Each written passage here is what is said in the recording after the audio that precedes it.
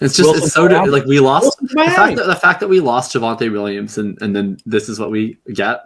Sad. Yeah. Well, but Wilson to Miami, he's reunited with Mike McDaniel. Mike McDaniel.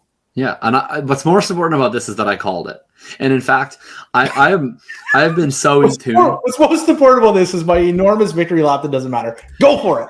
Well, I've just been so in tune with Mike McDaniel. It's actually hilarious. Like I put out a tweet or in like February, I was like, running backs I expect Miami to sign for their outside zone scheme, and the first two names that I listed were Chase Edmonds and Raheem Mostert, and I was like, oh wow, like good job, Jacob.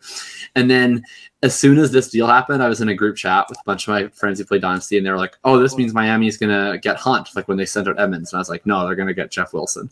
And then immediately it happened, and I was like, yes. And then I don't know, he's probably gonna be fine. Mostert has like been better than Edmonds, which is to say he's been better than the worst running back in the league this year. There was this poll, or not poll. There was a chart that Ben B. Baldwin, the RBS guy, posted that had rush yards over expectation charted on one side and then like expected rush yards on the other side. So it was like the people with like the highest like expected rush yards, highest rush yards over expectation, whatever. And Edmonds, like I didn't even know that he was on the chart. He was like so far to the right where he had the highest expected rush yards per carry in the NFL and then the lowest rush yards over expectation, like the most rush yards under expectation in the league. So he had the most expected of him and he was accomplishing the least on his expectations.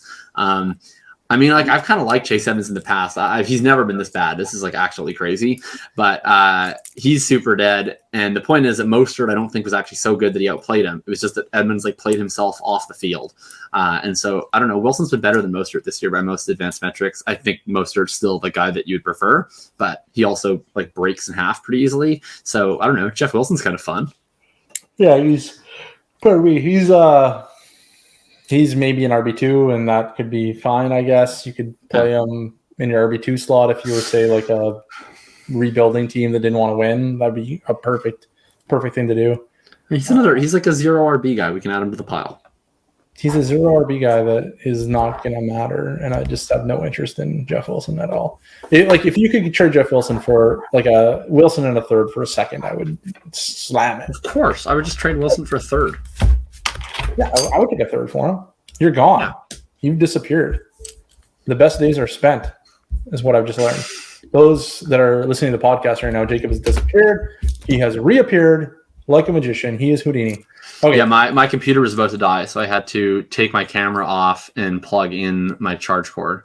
But now I'm back. Yeah, Jeff Wilson, we don't care. Gamble you made there. Gambling with the life of your computer in the midst of the podcast. I love it.